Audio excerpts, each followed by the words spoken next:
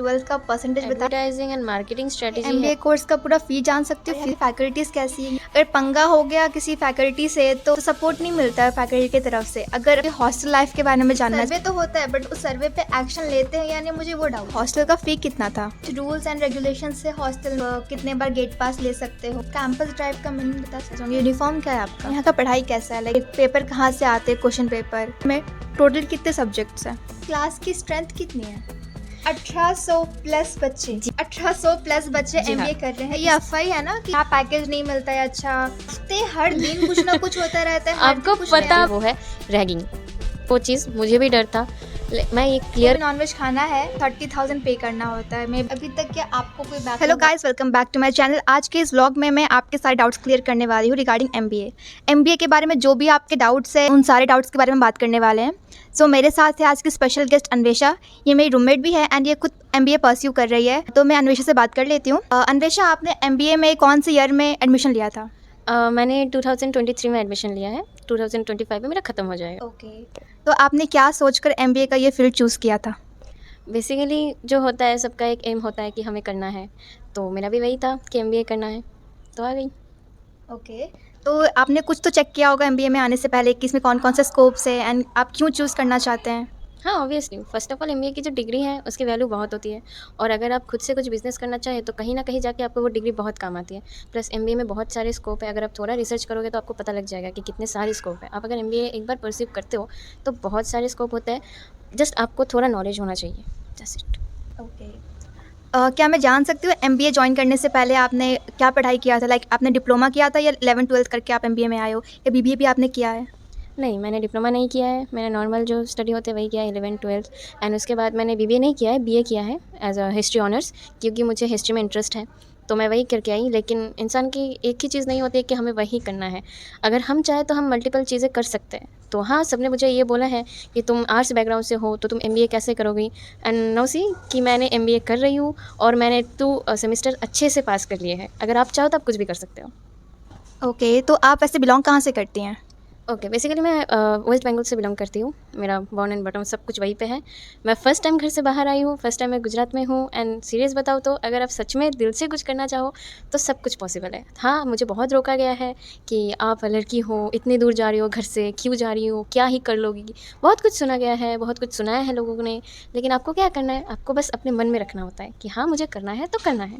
बस आपकी family support चाहिए, वो है मेरे पास। एग्जैक्टली, गर्ल्स के लिए बहुत मुश्किल होता है क्योंकि मैं भी लड़की हूँ और मैं भी बंगाल से आई हूँ। तो बंगाल से गुजरात का जो डिस्टेंस है काफ़ी दूर का है। हाँ। तो पेरेंट्स अलाउ नहीं करते हैं एंड उन्हें डर होता है कि अरे मेरी बेटी बाहर जा रही है, कैसे रहेगी, कैसे वहाँ के लोग होंगे। तो काफ़ी कुछ होता है उनके मन में, बट फिर भी मेरे पेरेंट्स बहुत सपोर्टिव है एंड इनफैक्ट आपके भी सपोर्टिव है, इसलिए आज मैं और आप यहाँ पर है। वही। ओके फाइन, क्या आप मुझे अपना 12th का परसेंटेज बता सकते हैं? श्योर, 84%। नाइस। तो 84% लेने के आने के बाद भी आपके पेरेंट्स ने आपको अलाउ किया कि हाँ आप ये करो? हाँ, क्यों नहीं?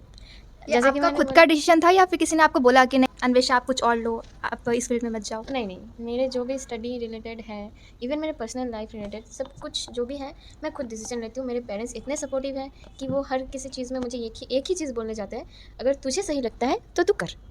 नाइस, हर किसी को ऐसे पेरेंट्स मिले। तो यहाँ क्या आप पहले से किसी को जानती थी जो आपके रिलेटिव हो या कोई भी फ्रेंड वगैरह? जी नहीं, मैं ऐसे नहीं जानती थी, लेकिन हाँ, मेरे घर के साइड से होता है ना कि किसी ने गया है वहाँ से पहचान, वैसे 1-2 थे, उनके थ्रू मैं आई, उनके थ्रू मैं थोड़ा जगह जो भी है सब कुछ देखा बस। ओके, तो पारुल के बारे में आपको मालूम कैसे हुआ कि यहाँ पे आप ये कोर्स कर सकते हैं, या फिर आपने फर्स्ट टाइम पारुल का नाम कहाँ से सुना? ओके, तो अगर आप देखो तो पारुल की जो एडवर्टाइजिंग एंड मार्केटिंग स्ट्रेटजी है वो बहुत अच्छी है। तो ऑब्वियस सी बात है, वेस्ट बंगाल में भी ये सब थी, और वहाँ से एक्चुअली मुझे पता लगा है कि मेरा एक दोस्त है, वो पहले से MBA में बीटेक में है वो यहाँ पे, उसका ख़त्म हो गया आई गेस। तो मैं उसकी स्टोरी पे देखती थी, तो उसके स्टोरी पे देखते देखते मुझे ऐसा लगा कि हाँ, यूनिवर्सिटी अच्छी तो लग रही है। तो जैसे होती है क्यूरियोसिटी, मैंने सुना। और यहाँ कैंपस भी इतना मस्त है कि हाँ, देख के अट्रैक्शन हो जाता है कि हाँ हमें भी यहाँ पे पढ़ने के लिए आना है। एग्जैक्टली वो मुझे भी हुआ था कि उसके स्टेटस देख के मुझे लगा कि कौन सी यूनिवर्सिटी है, थोड़ा जानूँ। फिर मैंने उससे नाम पूछा कि कौन सी यूनिवर्सिटी में पढ़ते हो, फिर उसने नाम बताया, एंड देन गूगल बाबा तो है ही आंसर देने के लिए। ओके, तो आपने काफ़ी कुछ रिसर्च किया अपने फ्रेंड के थ्रू, देन आप यहाँ पे एडमिशन लेने के लिए आई हैं। तो यहाँ के जो काउंसलर होते हैं उनसे पहले आपने बात किया होगा फ़ोन पे कि यहाँ पे कैसे एडमिशन लेना है, क्या यहाँ का प्रोसीजर क्या एडमिशन लेने का? हाँ, हाँ, हाँ। अभी ना तुम जहाँ पे भी जाओ, इनका हर एक स्टेट में रीजनल ऑफ़िस होता है। यस, तो कोलकाता में भी है। कलकत्ता में भी है। तो मेरी बात पहले वहाँ पे हुई है, फिर वहाँ से मैं बात करके यहाँ पे मैं बात की हूँ। तो मेरा जो भी हुआ है कलकत्ता से ही हुई है। ओके, कोलकाता के जो वहाँ पे काउंसलर थे आपने पहले उनसे बात किया, वो आपको गाइड किया एंड देन आप यहाँ पर आए हो? लेकिन ऐसा कुछ नहीं है कि पैसा या फिर कुछ फ़ीस जो भी है उनके थ्रू देना है, ऐसा कुछ नहीं था। वो बस हमें गाइड कर रहे थे कि कैसे क्या करना है, बस वैसे। ओके, क्या मैं आपके एमबीए कोर्स का पूरा फ़ी जान सकती हूँ? फ़ी स्ट्रक्चर क्या है, आप कितना पे कर रहे हो? हाँ, ज़रूर। जब मैं आई थी तब मेरा था 83,000 पर सेमेस्टर। हाँ, तो 4 सेमेस्टर में 3,66,000 ऐसा मेरा। ओके, तो आपको लगता नहीं काफ़ी एक्सपेंसिव है ये? हाँ, लेकिन अगर आप देखो तो दूसरी यूनिवर्सिटीज़ से कम है।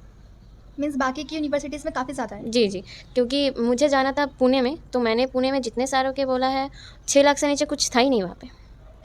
ओके, मीन्स अदर यूनिवर्सिटीज़ के मुकाबले में देखा जाए तो ये काफ़ी सस्ता है। काफ़ी सस्ता है, अगर आप बोलो तो। और यहाँ की फैकल्टीज़ कैसी हैं? ये पढ़ाई कैसा होता है यहाँ पर? देखो, पहली बात तो एमबीए में आए हो तो आपको नॉलेज लेके आना है। सारी या। चीज़ तो फैकल्टीज़ के ऊपर तुम रख नहीं सकते।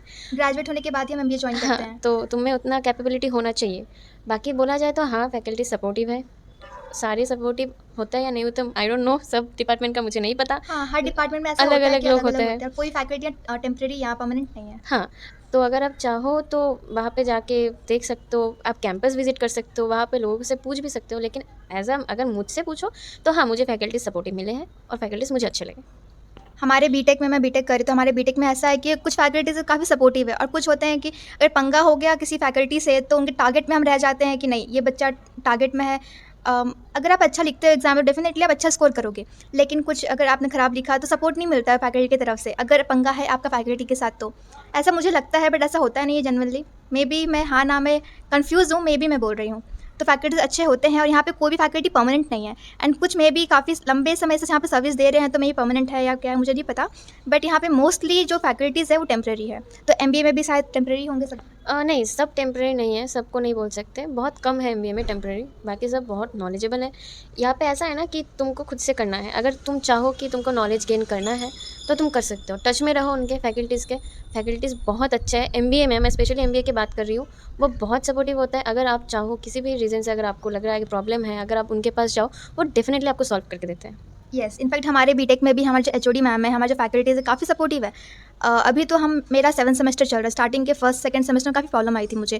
फैकल्टी कुछ आते थे, जाते थे, आते थे, जाते थे, मीन्स कोई फिक्स नहीं था। एक सब्जेक्ट के लिए एटलीस्ट 6 टू 7 फैकल्टी चेंज हुई है, ऐसा भी हुआ है हमारे साथ। तो उस वक्त काफ़ी प्रॉब्लम हुई है हमें, बट अभी जो मेरा 7 सेमेस्टर चल रहा है, लास्ट ईयर चल रहा है, अभी जो फैकल्टीज़ हमें मिल रहे हैं ना, काफ़ी नॉलेजेबल मिल रहे हैं, काफ़ी ज़्यादा नॉलेज है उनके पास और पढ़ाते भी बहुत अच्छे से हैं। पहले बंक वगैरह होता था काफ़ी, बट अब ऐसा कुछ नहीं है। अब हम सीरियस हो गए हैं। स्टार्टिंग के सेमेस्टर में, स्टार्टिंग के ईयर्स में ऐसा होता है कि हम न्यू होते हैं, बंक होता है एंड फैकल्टीज़ प्रॉपर नहीं मिल पाते हैं। मे बी ये सारे कॉलेज में ही होता है, ये कोई फर्स्ट कॉलेज नहीं है कि हाँ यहाँ पे कुछ अलग सा होता होगा, ऐसा कुछ नहीं है। सब में ऐसा होता है, नॉर्मल है। ओके अन्वेषा, तो मैं आपसे आपके हॉस्टल लाइफ़ के बारे में जानना चाहूँगी। आप अपना हॉस्टल लाइफ़ का एक्सपीरियंस बताइए ज़रा। हॉस्टल लाइफ़ अगर बोला जाए तो मेरा बहुत बढ़िया था, क्योंकि मुझे आते ही बहुत अच्छे खासे दोस्त मिल गए थे। प्लस सबसे बड़ी बात है, मुझे मेरे घर के साइड के लोग मिल गए थे। बंगालीज़। तो हाँ, बंगालीज़। तो मुझे प्रॉब्लम नहीं हुआ, क्योंकि बेसिकली मैं बंगाली हूँ। तो जितने भी बंगाली थे उनके साथ मेरा अच्छा बॉन्डिंग हो गया। फिर हॉस्टल में भी अच्छे मिल गए। जो मोस्ट इम्पोर्टेंट है, मेरे रेक्टर अच्छे थे। हाँ, हाँ। जो होना चाहिए। तो मेरे रेक्टर बहुत अच्छे थे, मतलब है वो अभी भी, लेकिन मैं छोड़ आई इसलिए थे यूज़ कर रही हूँ, सॉरी। और अगर हॉस्टल लाइफ़ के बारे में पूछो, हाँ, जैसे कि मैं बंगाली हूँ तो मुझे खाने में थोड़ा प्रॉब्लम आता था। ऐसा नहीं कि उनका खाना ख़राब है, उनका खाना टेस्टी नहीं है, ऐसा नहीं है। हमें प्रॉब्लम होती थी, क्योंकि हमें क्या है। अदर स्टेट के लोग को हमें स्पाइसी चाहिए हाँ। होता है, गुजराती इसका टेस्ट थोड़ा मीठा होता है। हाँ। तो ये दाल भी जो है मीठी खाते हैं, तो वही। इसमें हमें प्रॉब्लम आता है। लेकिन फिर भी हम इसमें दिया हुआ रहता है, 2 टाइप के दाल रहता है, लेकिन फिर भी उनका, जैसे कि मैं बोलती हूँ ना, राजमा जो यूज़ होता है यहाँ पे, वो हम बंगाली इतना नहीं खाता है। तो वो अगर रहता था तो हमें प्रॉब्लम होती थी। बस यही प्रॉब्लम है। अगर आप गुजरात के हो या फिर आपको बाहर का खाना पसंद है, टाइप्स ऑफ वेराइटीज़ पसंद है, तो आपके लिए बिल्कुल सही है। लेकिन हमारे लिए सही नहीं है, क्योंकि हमें तीखा चाहिए, बहुत तीखा, वो यहाँ पे नहीं मिलती थी। इनफैक्ट मुझे भी राजमा बिल्कुल नहीं पसंद है और जब राजमा बनता था मैं इसमें खाना नहीं खाती थी। हाँ, लेकिन मेस की एक बात है, आपको सुबह का नाश्ता बहुत बढ़िया मिलेगा। नाश्ता बहुत अच्छा होता है, ठीक है। सारे हॉस्टल का अच्छा होता है। अभी कुक पे अगर डिपेंड करता है। अगर कुक के बारे में बोले तो हमारे कुक अच्छे थे, वो बहुत टेस्टी खाना बनाते थे। स्पेशली नाश्ते के बारे में बोल रही हूँ मैं रहती थी सरोजिनी ए में, तो वो बहुत अच्छा कुक है वहाँ पे, तो बहुत बढ़िया बनता है। इवन मैं गुजराती वो ढोकला एंड जो होता है वो नहीं खाती हूँ, लेकिन मैं सुबह का नाश्ता करती थी क्योंकि अच्छा लगता था। इनफैक्ट जब मैं भी वहाँ हॉस्टल में थी तो मुझे वहाँ का ब्रेकफास्ट और डिनर ये बहुत पसंद था।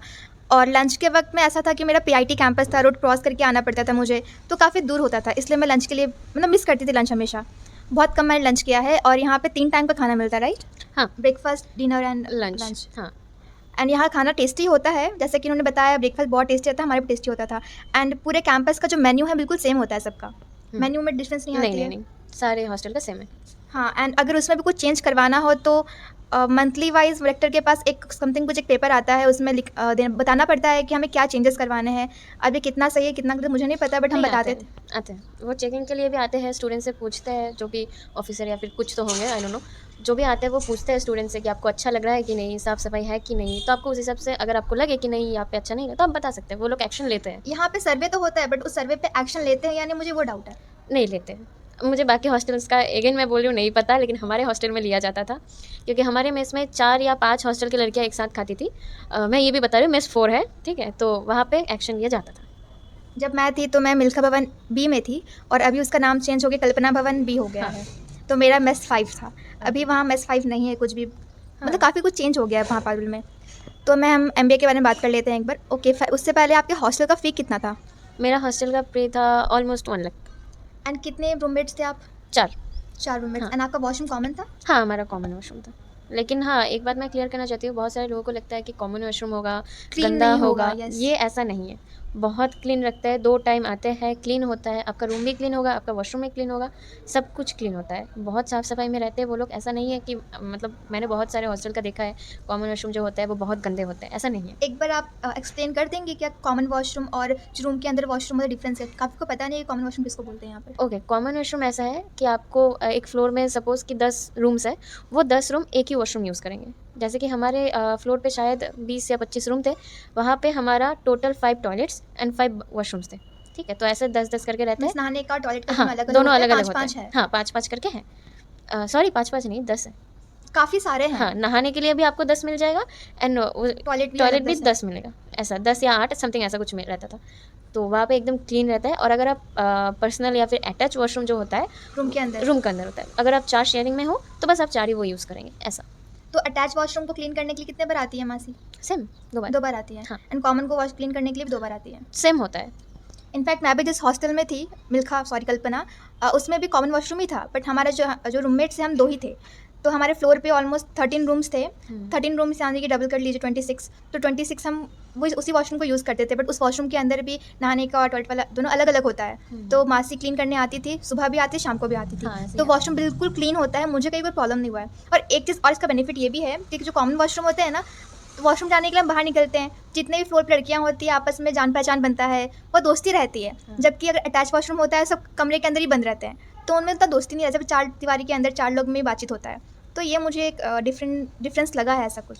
हाँ, ये तो है, क्योंकि वॉशरूम जो होता है ना वो एकदम स्टार्टिंग में होता है, ठीक है? मतलब अगर आप सीढ़ियों से जाओ तो एकदम स्टार्टिंग में वो वॉशरूम रहेगा।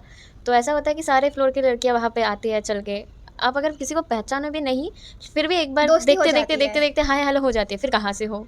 कौन से डिपार्टमेंट में हो? ऐसे बात हो जाती है। और कुछ रूल्स एंड रेगुलेशंस है हॉस्टल में, लाइक आपको कितने बजे बाहर जाना है, हाँ, है। आप कितने बार गेट पास ले सकते हो, तो आप मुझे बता सकते महीने का जब ऑफलाइन गेट पास होता था तब हो? शायद ऑफलाइन गेट पास का मतलब? Offline gate pass in the sense आपको लिख के लेना है वहाँ से, मतलब एक टोकन टाइप का मिलता है, वो ऑफलाइन गेट पास बोलते हैं हम। अगर ऑफलाइन गेट पास होता है तो वो आपको बस 2 महीने में 2 मिलेंगे। और अगर इमरजेंसी है, कहीं मेडिकल इशू है तो आपको 3 मिल जाएंगे। ओके। और जो ऑनलाइन होता है उसमें शायद आपको महीने में 4 मिलता है। मुझे ऑनलाइन का नहीं पता है, क्योंकि मैं जब तक मेरा ऑनलाइन शुरू हुआ तब तक मैं हॉस्टल छोड़ चुकी थी, तो मुझे उतना नहीं पता है। और बाकी रेगुलेशंस की अगर बात करें तो हाँ, सुबह का 6 बजे गेट खुल जाता है हॉस्टल का। फिर पूरा दिन आप कैंपस में रह सकते हो या बाहर, अगर आपका जैसे कि पीआईटी कैंपस है तो वो बाहर होता है, वहाँ पे आप जा सकते हो। शाम को आपको 5 से 6 तक के बीच में आपको जाने को मिलता है बाहर 1 घंटे के लिए, लड़कियों का टाइमिंग है वो। और फिर रात को आपको 9:30 बजे से पहले हॉस्टल के अंदर जाना है। हाँ, सेम थिंग हमारे लिए भी था। और रही बात गेट पास की, तो गेट पास में ये रूल 2 साल पहले आ गया था कि ऑनलाइन से हमें अप्लाई करना पड़ेगा। इसका 3 या 4 स्टेप है, खाली बस स्कैन करो और वहाँ पे फिल करना होता है कि आपको कितने टाइम का लीव चाहिए, आप कितने बजे जाओगे बाहर, कितने बजे वापस आओगे, ऐसा कुछ फिल करना होता है। परमिशन मिल जाता है ऑलमोस्ट उसके लिए भी। और आपके हॉस्टल में लाइक कुछ इलेक्ट्रॉनिक गैजेट्स यूज़ कर सकते थे? नहीं, वो एकदम इंडियंस के लिए मना है, बाकी इंटरनेशनल यूज़ कर सकते हैं। हाँ, इंटरनेशनल्स के लिए तो वो जो है, लेकिन हमारे में एकदम स्ट्रिक्टली मना करके रखा है कि नहीं यूज़ कर सकते हो, और अगर आप करते हो और पकड़े गए तो आपका वो जो फाइन। सामान है वो तो जाएगा, प्लस आपको फ़ाइन लगेगा। फाइन कितना लगता है? 500 समथिंग लगता है। ओके। वो शायद से, मुझे जितना पता है क्योंकि मैं अभी तक नहीं फँसी हूँ कभी भी, तो मुझे शायद ऐसा लगता है कि वो आपके गैजेट पे डिपेंड करेगा कि आपका सामान क्या है। ओके। बस हम चार्जिंग लैपटॉप का एंड फ़ोन का हाँ, बस। एंड हेयर ड्रायर यूज़ कर सकते हैं? हाँ, हेयर हेयर ड्रायर यूज़ कर हाँ, सकते हैं, क्या यूज़ नहीं कर सकते? आयरन? हाँ, आयरन हो गया, इलेक्ट्रिक केटल हो गया, वो सब नहीं यूज़ कर सकते। ओके, इंडक्शन वगैरह यूज़ हाँ, नहीं कर कुछ नहीं। सकते। इंडियंस के लिए मना है, बट इंटरनेशनल स्टूडेंट्स से वो यूज़ कर सकते हैं। इंटरनेशनल स्टूडेंट की भी अगर आप बात करो तो इंटरनेशनल स्टूडेंट के लिए अलग से बनाया हुआ है हॉस्टल। अगर आप उस हॉस्टल में रहो हाँ। शायद तभी तुम यूज़ कर सकते हो। जैसे कि अगर उनकी हमारे हॉस्टल पॉलिसीज़ अलग है, अलग है। उनका बजट भी अलग है हॉस्टल का। हाँ, हाँ, सब अलग होता है उनका। एंड जितने भी हॉस्टल है पारुल में, उन सारे हॉस्टल का रेट अलग-अलग है। हुँ, सो एमबीए की बात कर लेते हैं। आपका एमबीए का कोर्स कितने इयर्स का है? 2 इयर्स का आई 2 थिंक। इयर्स का है। एंड अभी आपका 1 साल हो चुका है, बस 1 साल ही बाकी है ना? हाँ, मेरा सेकंड सेमेस्टर हाल-फिलहाल में ही खत्म हुआ, थोड़े दिन हुआ है, रिज़ल्ट भी डिक्लेयर हो गया है। अभी हम थर्ड सेमेस्टर में हैं। अभी कैंपस ड्राइव जो भी होता है वो शुरू होने वाला है। कैंपस ड्राइव का मीनिंग बता सकते हो? कैंपस ड्राइव अगर बोले तो वो होता है जो कंपनीज़ जो आते हैं ना पारुल में, प्लेसमेंट। प्लेसमेंट, तो वो शुरू होने वाला है। उसके लिए हमारे पॉड एआई जो होता है या फिर पारुल का वो एक ऐप है, वहाँ पे भी डिटेल्स डालना होता है, वहाँ हाँ, से आते हैं। पीओडी नाम हाँ, का एप्लीकेशन है जो आपको प्ले स्टोर से इंस्टॉल करना पड़ता है। हाँ। इनफैक्ट हमारा अभी प्लेसमेंट का चालू हुआ है अभी, तो हमने भी इंस्टॉल किया है। एंड उसमें अपनी डिटेल्स फिल करनी होती है, कितने मार्क्स कितने 10th में 12th में आए हैं, बाकी सेमेस्टर्स में आए हैं, वो फिल करना होता है। एंड उसके बाद आपका एक रेज्यूमे जनरेट हो जाता है। तो इसके बारे में बाद में बात करते हैं। सो आगे का बताइए प्लीज़। हाँ, तो अभी तो फ़िलहाल वही चल रहा है, और अगर आप एमबीए में आते हो तो आपको 1 साल मतलब आपका सेकंड सेमेस्टर ख़त्म होते ही आपको इंटर्नशिप करना होता है किसी भी कंपनी से, जो कि मैं फ़िलहाल अभी कर रही हूँ। तो अगर आप वो नहीं करते, आप अगर एसआईपी मतलब समर इंटर्नशिप प्रोजेक्ट जो होता है, वो अगर आप नहीं करते तो आप थर्ड सेमेस्टर में फ़ेल हो जाते हो। तो वो ओके, तो आपको करना कंपलसरी है। है। हाँ, वो कंपल्सरी है। वो आप उसके लिए इंटर्नशिप के लिए पारुल में भी आते हैं कंपनीज़, जहाँ पे आप इंटरव्यू देके सिलेक्ट हो सकते हो। आप खुद से भी बाहर से ले सकते हो। तो वो आप पे आपने क्या डिपेंड। किया है? मैं पारुल से मैंने 7-8 इंटरव्यू दिया था, मैंने सब में सिलेक्ट हो चुका था, लेकिन मुझे नहीं जाना था। मैं मेरी नज़दीक में कुछ ढूँढ रही थी, तो मुझे नज़दीक में मिल गया ओके, बाहर से। आपके रूम के आसपास आप जहाँ रहते हो हाँ, आसपास दिखना था। आस-पास मुझे मिल गया तो मैं वहाँ से कर ली। Got it. एंड मैं आपके एमबीए के ड्रेस के बारे में जानना चाहूँगी। यूनिफॉर्म क्या है आपका? हाँ, यूनिफ़ॉर्म आपका लाइट कलर का एक शर्ट है, ऊपर नीचे एक डार्क ब्लू कलर का वो पैंट। डार्क ब्लू है या ब्लैक है? डार्क ब्लू है, एकदम डार्क ब्लू है वो। नेवी ब्लू से भी डार्क है हाँ, बिल्कुल। और ऊपर आपको वही सेम कलर का ब्लेज़र मिल जाएगा। अगर आप पहनो तो बहुत अच्छा लगता है। यूनिफॉर्म क्या पारुल खुद प्रोवाइड करती है या आपको खुद स्टिच करना पड़ता है? पारुल बस कपड़े देते हैं, मटेरियल्स दे देते हैं, आपको बस स्टिच करवाना होता है, क्योंकि ऐसे पहले वो पूरा यूनिफ़ॉर्म बनवा के देते थे, लेकिन हमारे साल से ये शुरू किया है कि मटेरियल दे देना, क्योंकि क्या होता था बहुत टाइम पे फिटिंग में दिक्कत हो जाती थी, तो इसीलिए पारुल वालों ने किया कि अपने हिसाब से फिटिंग करवा लो। हाँ, लाइक कितने सारे बच्चे हैं, सबका एक साथ स्टिच करके देना पॉसिबल नहीं हो पाता है। एंड सबको ड्रेस प्रोवाइड करते-करते सेकंड सेमेस्टर, थर्ड सेमेस्टर आ जाता है, लाइक पूरा कॉलेज खत्म हो जाता है, बच्चों को मिलता भी नहीं यूनिफॉर्म। तो इसलिए अब से वो मटेरियल प्रोवाइड कर देते हैं एंड खुद से स्टिच करवाना होता है सभी को।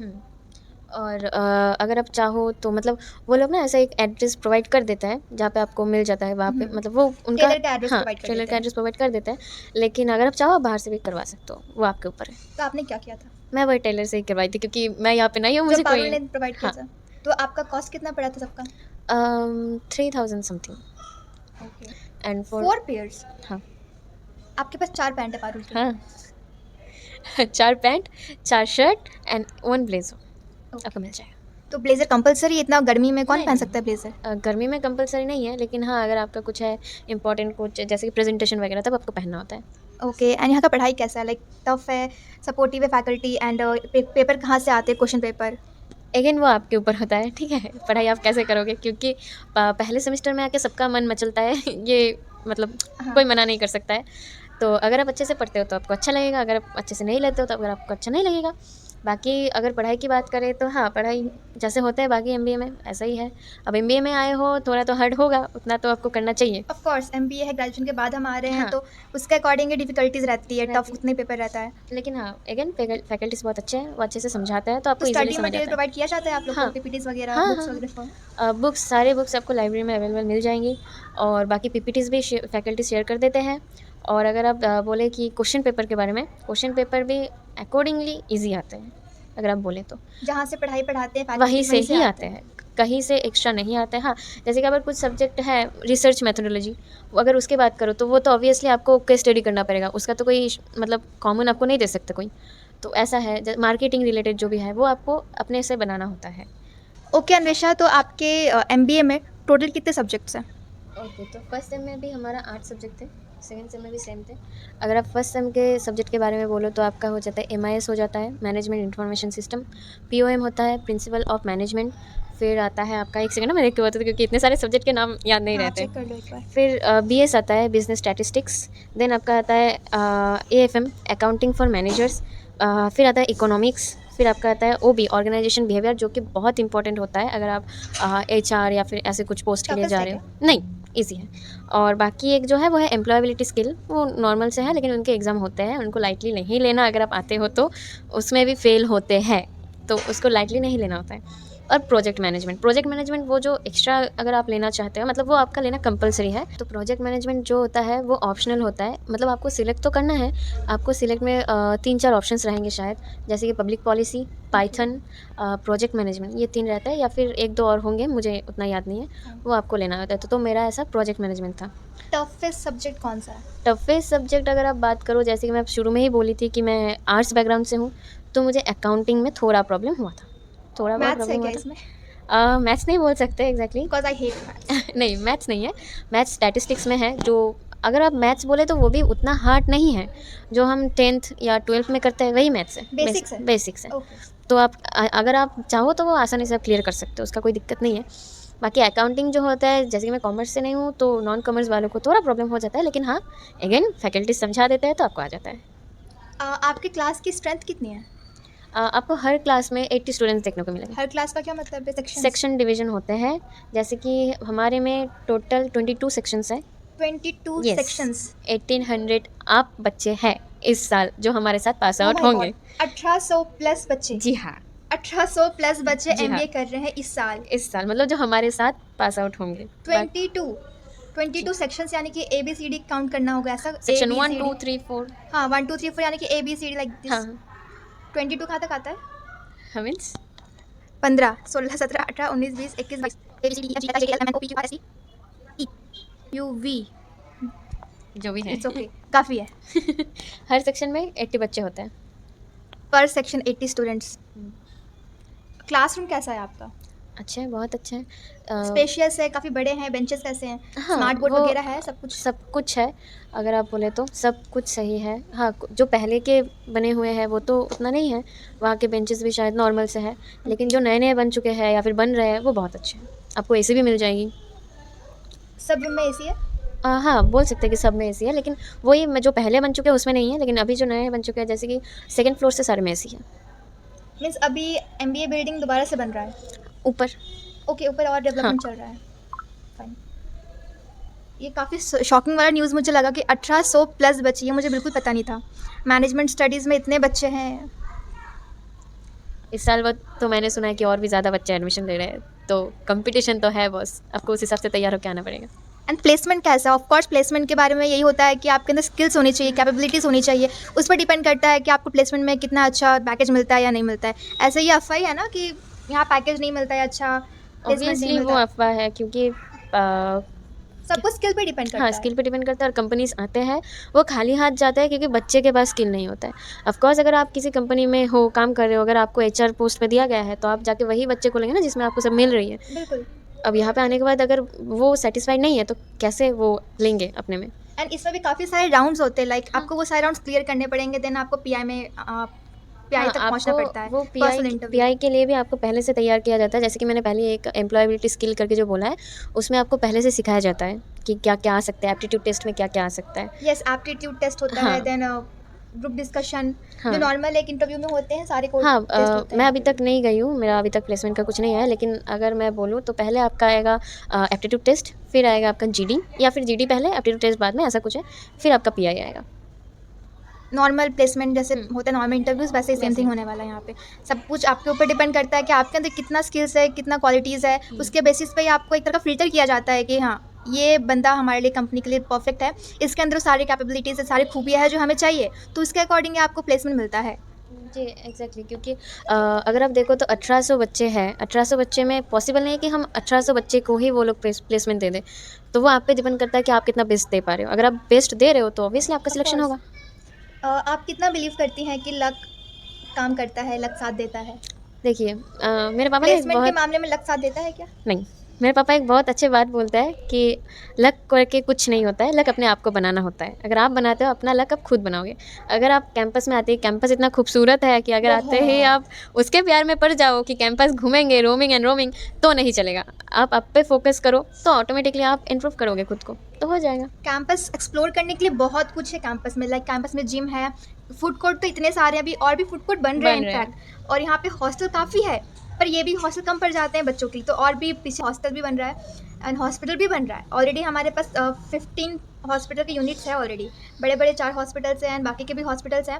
एग्जैक्टली सबका नाम मुझे नहीं पता, इंटर्नशिप के दौरान ही मुझे पता चला कि इतने सब कुछ हमारे पारुल में है हॉस्पिटल्स के रिगार्डिंग। आयुर्वेद का अलग है, होम्योपैथिक का अलग है एंड सेवाश्रम अलग है, और फिर एक खेमराज हॉस्पिटल भी नाम का एक हॉस्पिटल जो मुझे पता नहीं था इसके बारे में, एंड अभी पीछे एक और बिल्डिंग बन रहा है हॉस्पिटल का बिल्कुल न्यू। ऐसा है कि कैंपस एक्सप्लोर करने के लिए आपको बहुत कुछ मिल जाएगा, लेकिन हाँ वही आपको करना है तो मतलब टाइम से आपको अपना एक शेड्यूल बनाना होगा। फिर आपको सब कुछ ऑब्वियसली टाइम पे मेंटेन करना मुश्किल है। ऑब्वियसली कैंपस इतना सुंदर है, आप बाहर आ रहे हो, कॉलेज है, एंजॉय करो। और पारुल में एंजॉय करने के लिए आपको कमी नहीं होगी। हर हफ्ते या फिर हर महीने वहाँ पे कुछ ना कुछ होता रहता है। हफ्ते हर दिन कुछ ना कुछ होता रहता है, हर आपको दिन कुछ पता नया भी होता नहीं है। चलेगा कि पारुल में क्या चल रहा है। आप अचानक से पोस्ट देखोगे पारुल के कि ये कब हो गया, और यहाँ पे सेलिब्रिटीज भी आते हैं हाँ। जो हम एक्सपेक्ट नहीं कर सकते, वो लोग भी आते हैं। आ जाता है। मेरे लिए तो बहुत अमेजिंग थिंग है, बट हाँ मैं अब तक इतने सेलिब्रिटीज आए हैं, मैं कभी किसी से मिलने नहीं गई, मीन्स किसी को देखने नहीं गई। हाँ जैसे कि मेरा भी है, मैं जब आई हूँ उसके बाद से कुछ नोरा फतेही वगैरह सब आए हैं, लेकिन मुझे इंटरेस्ट नहीं है। वो आप पे डिपेंड करता है कि आपका इंटरेस्ट है कि Same नहीं thing, मुझे है। भी इंटरेस्ट नहीं है, तो मैं किसी को लेकर जाती मुझे नहीं। मेरे लिए वो भी नॉर्मल इंसान है, वो अपना काम कर रहे हैं, दैट्स इट, और कुछ नहीं। उनके लिए उनको इतना मतलब चढ़ावे के लिए कुछ ज़रूरत मुझे नहीं लगता है। तो लोगों को लगता है मैं किसी के हेट में नहीं हूँ, किसी को हेट नहीं कर रही हूँ। वो अपना काम कर रहे हैं, ऑब्वियसली बहुत अच्छा काम कर रहे हैं, लेकिन मुझे पसंद नहीं, मतलब ऐसा। और यहाँ पे कॉम्पिटिशन्स भी काफ़ी सारे होते हैं, उस कॉम्पिटिशन में आप पार्टिसिपेट कर सकते हो। कॉम्पिटिशन मानो तो बहुत कॉम्पिटिशन है, हर एक यहाँ पे पारुल में ऐसा कुछ भी ऐसा नहीं है कि जो अवेलेबल नहीं है। यहाँ पे सब कुछ अवेलेबल है, सारे कोर्सेज है, सारे फैकल्टीज़ है। फैकल्टीज़ टेम्प्रेरी है, परमानेंट है, दोनों है। परमानेंट का मैं गारंटी नहीं दे सकती, पर टेम्प्रेरी तो है। आपका साल ऐसे निकल जाएगा पता पारुल भी में, नहीं आपको भी चलता है। पता नहीं चलेगा कि मैं चुटकी बजाते का है। मुझे अभी ऐसा लग रहा है मैं उसी दिन आई, मेरा 2 सेमेस्टर खत्म हो गया। अभी मेरा खत्म होने के लिए है, शायद मैं अभी कहीं ना कहीं तो जॉब लग जाएगी, मैं बाहर चली जाऊंगी। इनफैक्ट मेरा खुद का 3 साल खत्म हो गया है, मुझे पता ही नहीं चला कैसे खत्म हो गया। Right. अभी लास्ट ईयर है, जस्ट अभी मेरा 7th सेमेस्टर चल रहा है, इसके बाद 8th सेमेस्टर, देन ओवर। और एक 8th बात semester मैं का project है। ये ऐड करना चाहूँगी, जो कि बहुत सारे बच्चे को एंड उनकी फैमिलीज़ को टेंशन रहती है, वो है रैगिंग। हाँ, वो चीज़ मुझे भी डर था। मैं ये क्लियर करना चाहती हूँ क्योंकि ये ना मुझे भी बहुत मतलब आप ऐसे चला रही हो तो आपके थ्रू बहुत लोगों को पता चलेगा। मुझे जितने कॉल्स आते हैं पर्सनली, तो वो लोग ना ये चीज़ पूछते हैं कि वहाँ पे रैगिंग होती है क्या? क्योंकि अगर आप देखो तो मैं ऑनेस्टली बोल रही हूँ, वेस्ट बंगाल में ऐसे बहुत सारे केसेस हो चुके हैं जो रैगिंग के चक्कर में बच्चे अपने जान खोए हैं। गुजरात में भी ऐसा काफ़ी हुआ है, ऐसे न्यूज़ में आते रहता है कुछ ना कुछ। हाँ, तो तो अगर रैगिंग यहाँ पे नहीं है ऐसा। बिल्कुल नहीं। अगर आप हॉस्टल की बात करो तो भी नहीं है। अगर आप सीनियर्स की बात करो कि हाँ सीनियर्स ऐसे है यहाँ करते का हैं, सिक्योरिटी बहुत टाइट है। सिक्योरिटी टाइट है। बहुत अच्छी प्लस मुझे अगेन मैं एक बात एकदम क्लियर करना चाहूँ, मुझे बाकी डिपार्टमेंट का नहीं पता, लेकिन हमारे सीनियर्स बहुत अच्छे थे। हमें हर हर डिपार्टमेंट चीज़ का से अलग कहानी है, बट उतना भी अलग नहीं है जितना हम सोच रहे हैं। हाँ। थोड़ा बहुत डिफरेंस है, बाकी यहाँ पे बहुत अच्छा है, रैगिंग बिल्कुल नहीं है। बहुत इवन शांति से सब यहाँ पे मेडिकल में भी रैगिंग नहीं है, ये बात सबसे बड़ी मेडिकल है। सबसे ज़्यादा यहाँ पे स्ट्रिक्ट है, पता है। हाँ, यहाँ पे यूनिफॉर्म कुछ के नहीं। मामले में भी वहाँ पे कुर्ती पहन के जाना है, लाइक बीटेक में हमें अलाउ करते हैं, हम कुछ भी पहन के जा सकते हैं, एंड एमबीए में तो यूनिफॉर्म है। बट जो मेडिकल डिपार्टमेंट है उसमें तो ऐसा है कि गर्ल्स को कुर्ती ही पहनना है, ऊपर से लैब कोट रहेगा, एंड बॉयज़ का भी सेम थिंग। हाँ, तो ऐसा है। तो वही मैं बताना चाहूँगी तुम्हारे थ्रू कि ऐसा कुछ नहीं है, रैगिंग का कोई चक्कर यहाँ पे नहीं है। रैगिंग छोड़ो, कोई सीनियर तुमसे ऊंचे आवाज़ में बात करेगा ऐसा भी कुछ नहीं है, वो सपोर्टिव है। उनके पास से आप जो भी सपोर्ट मांगो वो कर देते हैं बहुत ईजीली।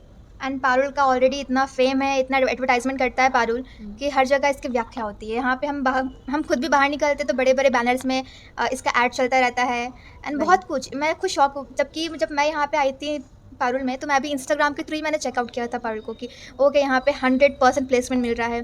मेरा यहाँ पे आने का रीज़न ही यही था कि मुझे एक सिक्योर लाइफ चाहिए थे, कि हाँ सिक्योर रहना चाहिए। मैं बहुत अनसिक्योर फील कर रही थी कि हाँ पढ़ाई कर लूँगी, फिर कुछ जॉब लगा नहीं तो क्या होगा।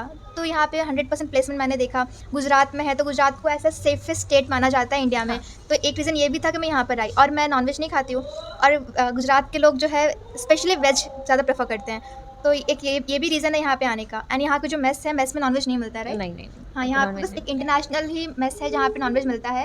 एंड अगर आपको भी नॉनवेज खाना है तो इसके लिए आपको अलग से 30,000 पे करना होता है। मे बी अभी इसका कॉस्ट बढ़ गया होगा, तो अलग से आपको एक्स्ट्रा पे करना होता है एंड आपको अलग सा मेस में दिया जाता है, अलग सा मेस प्रोवाइड किया जाता है। उस मेस में आपको नॉनवेज मिलता है weekly 2 times, I think Thursday and something कुछ है, संडे ऐसा कुछ। तो आप आगे कुछ ऐड करना चाहोगे कि यहाँ पे एडमिशन लेना वर्थ है या नहीं? हाँ, तो हम एक टॉपिक छूट गए थे, हमारा सेकंड सेम का जो सिलेबस है ओके। उसके बारे में मैं बोल देती हूँ। उसमें भी आपको सेम 8 सब्जेक्ट मिलेंगे और उसमें आपका रहेगा cost accounting management, again accounting. आप और एक बात, आपको ना 2 सेमेस्टर में हर एक सब्जेक्ट को पढ़ना है। जैसे कि एक और डाउट है मुझे, हाँ। अगर कोई फेल हो जाता है तो? फेल हो जाता है तो आ जाता है बैक फिर आपको बैक पेपर फिर से देना होगा। और फेल होते हैं, हाँ, ऐसा नहीं समझना है कि प्राइवेट यूनिवर्सिटी है फेल नहीं होता, फेल होते हैं, बहुत बच्चे फेल होते हैं। हमारे में फर्स्ट सेमेस्टर में ही 300 से ऊपर बच्चे फेल हो चुके हैं फर्स्ट सेम में। आप आउट ऑफ 1800 बोल रहे हो या फिर? हाँ, आउट ऑफ 1800। तो ऐसा नहीं होता है कि जितना लोग सोचते हैं कि हाँ पैसे दे रहे हैं तो पैसे के बाद फेल नहीं होगा, ऐसा कुछ नहीं है। स्ट्रिक्ट है, आपको फेल भी होना पड़ सकता है अगर आप नहीं पढ़े तो। और अटेंडेंस बहुत मायने रखते हैं, 75%? 75% अटेंडेंस आपको चाहिए, और वरना अभी आपको तो बहुत स्ट्रिक्ट हो गया हाँ, है अभी वरना तो, आपको बैक आ हाँ। जाएंगे। आप लोग का वीकली एग्जाम होता है कि हमारी हाँ तरह? होता है, वीकली होता है, तो फिर अभी आपका ऐसा मिड-टर्म हो होता गया है है। कि वीकली में भी 75% अटेंडेंस चाहिए। हाँ, चाहिए। क्योंकि अभी हमारे बहुत सारे क्लासमेट्स को एग्जाम देने नहीं दिया गया क्योंकि उनका अटेंडेंस पूरा नहीं था इस कारण से। एंड जी। कल सैटरडे, राइट? कल हमारा वीकली है। तो ऐसा रहता है। हाँ, तो जो मैं बोल रही थी सेकंड सेम में सेम आपको अगर रहेगा कॉस्ट अकाउंटिंग मैनेजमेंट, तो फिर से अकाउंटिंग है। उसके बाद आपको फाइनेंशियल मैनेजमेंट। हमारे में फर्स्ट सेम में हमारा 2 प्रैक्टिकल सब्जेक्ट रहते हैं, अकाउंटिंग एंड स्टैटिस्टिक्स। लेकिन थर्ड सेम में आपका 3 रहेगा, तो आपको पढ़ने का थोड़ा ज़्यादा ज़रूरत होता है। सेकंड सेम को बिल्कुल भी हल्के में नहीं लेना है, जो फर्स्ट सेम में सब ले लेते हैं कि हाँ 2 सब्जेक्ट कर लेंगे, ऐसा नहीं करना होता है। सेकंड सेम में ज़्यादा बैक आता है। और मोस्ट इंपॉर्टेंटली जो कॉस्ट अकाउंटिंग मैनेजमेंट है वो बहुत टफ आ जाता है कभी कभी। ज़्यादातर सीनियर्स जो हमारे थे फेल हो चुके हैं उसी सब्जेक्ट में, तो वहाँ पे आपको थोड़ा जोर देना है। फिर रहता है आपका ह्यूमन रिसोर्स मैनेजमेंट, जो कि OB जो था ऑर्गेनाइजेशन बिहेवियर, उनका ही भाई है, सेम रहता है ऑलमोस्ट। वो भी आपको वो ह्यूमन रिसर्च जो होता है उसमें अच्छा मतलब हेल्प हो जाता है। फिर आता है आपका रिसर्च, मार्केटिंग, ऑपरेशन रिसर्च, दोनों अलग है। Operation research and research methodology दोनों अलग सब्जेक्ट है।